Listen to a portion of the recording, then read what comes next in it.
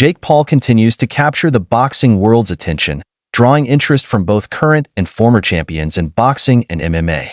Following his unanimous decision win over Mike Tyson on November 15th, challenges have been pouring in from all corners. Paul's next opponent might very well be one of these challengers.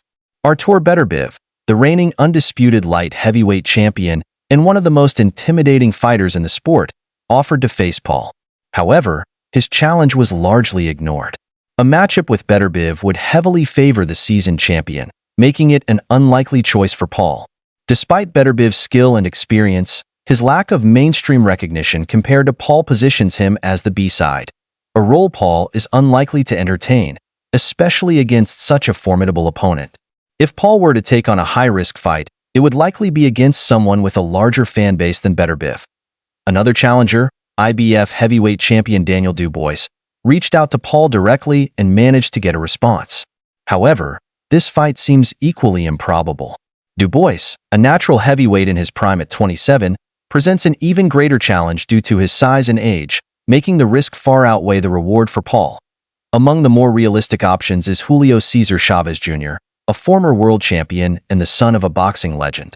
Chavez Jr. recently called Paul out on Instagram, and rumors suggest the two camps are in negotiations. At 38, Chavez Jr. is far past his prime, making him a much safer opponent for Paul compared to Tyson or Beterbiev.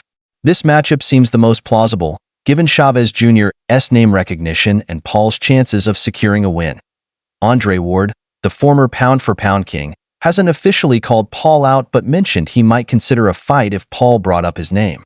Though Ward hasn't competed in 7 years, the 40-year-old remains in good shape and could pose a significant challenge with his technical boxing skills.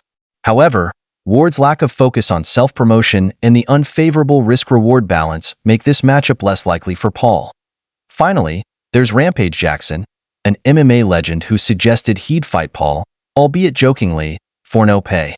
While that won't happen, the fight could still be intriguing. Rampage, now 46 and far removed from his prime, last fought in 2019, suffering a first-round KO loss to Fedor Emelianenko.